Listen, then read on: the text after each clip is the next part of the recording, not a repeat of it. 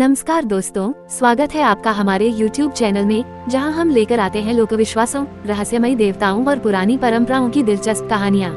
आज हम बात करेंगे एक ऐसे पक्षी की जो भारत के कई हिस्सों में एक अशुभ संकेत माना जाता है, कौवा।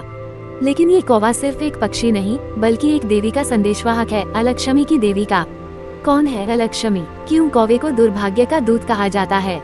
क्या ये सिर्फ अंधविश्वास है या फिर इसके पीछे कोई गहरी सांस्कृतिक परत छुपी है? आइए जानते हैं अलक्ष्मी का कौवा, दुर्भाग्य की देवी का दूत। सबसे पहले हमें समझना होगा कि अलक्ष्मी कौन है।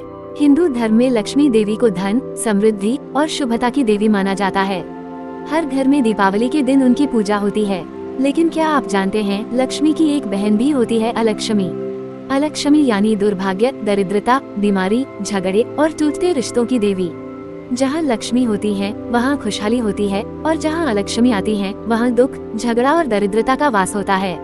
पुराणों के अनुसार लक्ष्मी समुद्र मंथन से प्रकट हुई थी। वहीं अलक्ष्मी भी समुद्र मंथन से निकली थी, लेकिन नकारात्मकता के प्रतीक के रूप में। अब सवाल आता है, कौवा अलक्ष्मी का दूत क्यों माना जाता है? कई लोक कथाओं में कहा गया है कि अलक्ष्मी जहाँ जाती है वहाँ से पहले एक काला कौवा आता है। कहते हैं ये कौवा उस घर के ऊपर मंडराता है, छत पर बैठता है और कई बार अजीब अजीब आवाजें निकालता है। ऐसी मान्यता है कि यह कौवा अलक्ष्मी का संदेश लेकर आता है। ये संकेत देता है कि कोई नकारात्मक ऊर्जा घर में प्रवेश करने वाली है। कुछ जगहों पर यह भी कहा जाता है कि अगर सुबह सुबह कौवा घर की छत पर जोर जोर से कांव कांव करे तो इसका मतलब है कि कोई अशुभ समाचार आने वाला है। पुरानी कहावत है, जहाँ गंदगी है, जहाँ कलह है, वहाँ अलक्ष्मी है। कहा जाता है कि अलक्ष्मी को गंदगी, लड़ाई झगड़े, टूटे बर्तन और बासी भोजन बहुत पसंद है, और कौवा उन जगहों पर सबसे पहले पहुंचता है। कई ग्रामीण परंपराओं में अगर कौवा घर के दरवाजे के पास बैठ जाए या घर में बार बार कौवों का आना जाना हो तो लोग सावधान हो जाते हैं। वे घर की सफाई करते हैं, तुलसी में दीपक जलाते हैं और काले तिल और नमक से नजर उतारते हैं। हालांकि कौवा अशुभ माना गया है, लेकिन हिंदू धर्म में इसका पौराणिक महत्व भी है।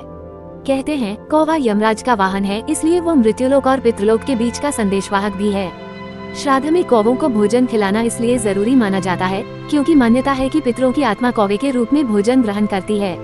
लेकिन यही कौवा जब बिना बुलाए आए और बिना भोजन के कांव कांव करे तो वह लक्ष्मी का संकेत माना जाता है।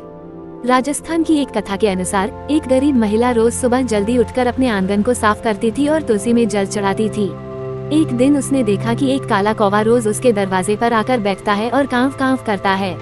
उसने गांव की एक वृद्धा से पूछा और वृद्धा ने कहा, बेटी, यह लक्ष्मी का दूत है, इसे मिठाई या कुछ मीठा देकर विदा कर दो। उस महिला ने गुड़ और रोटी का टुकड़ा कौवे को दिया और कहते हैं कुछ ही दिनों में उसके घर की हालत बदल गई।